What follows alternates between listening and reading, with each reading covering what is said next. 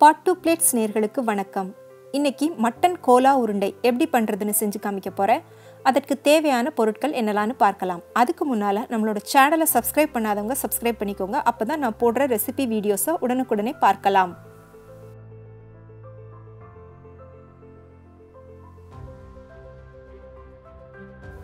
ஒரு கடாயில் 2 table spoon எண்ணெய் சேர்த்து அது சூடானதும் இஞ்சி பூண்டு போட்டுக்கோங்க.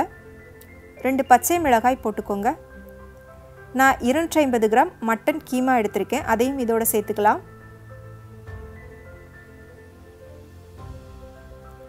தேவையான அளவுக்கு உப்பு சேர்த்துக்கோங்க.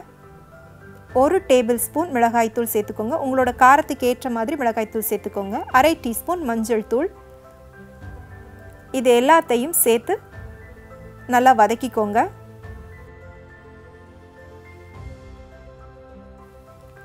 மட்டனை நீங்கள் வதக்கும்போது அதில் இருக்கிற தண்ணி எல்லாம் தனியாக பிரிஞ்சு வரும். இந்த தண்ணி எல்லாம் நல்லா வத்துற அளவுக்கு நல்லா வதக்கிக்கோங்க.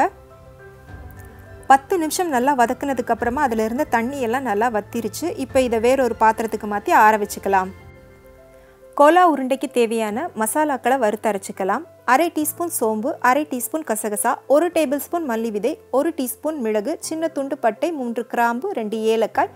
நான் 2 காய்ந்த மிளகாய் எடுத்திருக்கேன். உங்களோட காரத்துக்கு ஏற்ற மாதிரி காய்ந்த மிளகாய் எடுத்துக்கோங்க. இது எல்லாத்தையும் வெறும் கடாயில் போட்டு வாசனை வர அளவுக்கு வறுத்துக்கோங்க. இதோடவே 3 டேபிள் ஸ்பூன் துருவுன தேங்காயும் சேர்த்து வறுத்துக்கோங்க. அதிகமாக வறுக்கணும்னு தேவையில்லை, வாசனை வர்ற அளவு மட்டும் வறுத்தா போதும். மசாலா நல்லா வறுப்பட்டதும் அதை ஆற விட்டுட்டு அதை ஒரு மிக்ஸி ஜாரில் போட்டு 1-2 அரைச்சி எடுத்துக்கோங்க. இந்த அரைச்ச மசாலாவோட 20 சின்ன வெங்காயமும் வெட்டி போட்டு இதையும் 1-2 அரைச்சிக்கோங்க.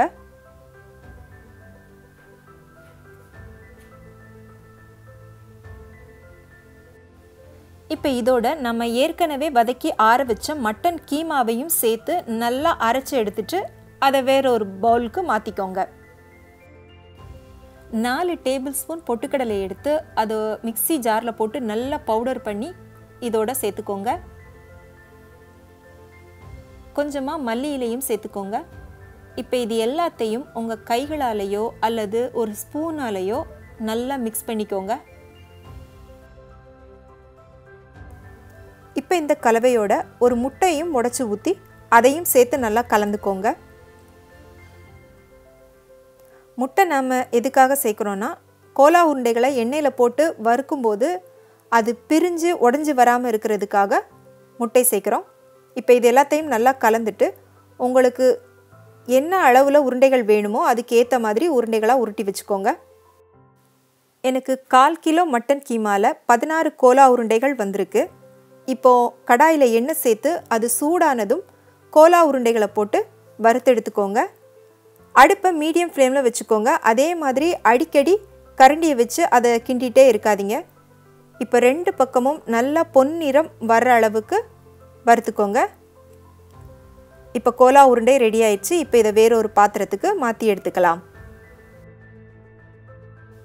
சுவையான மட்டன் கோலா உருண்டை தயாராகிடுச்சு. இந்த ரெசிபியை நீங்களும் உங்கள் வீட்டில் செஞ்சு பார்த்துட்டு எப்படி இருந்துச்சுன்னு உங்களோட கருத்துக்களை எனக்கு சொல்லுங்கள். பிடிச்சிருந்தா உங்கள் ஃப்ரெண்ட்ஸுக்கும் ஷேர் பண்ணுங்கள், லைக் பண்ணுங்கள். மறக்காமல் சேனலுக்கு சப்ஸ்கிரைப் பண்ணுங்கள். நன்றி, வணக்கம்.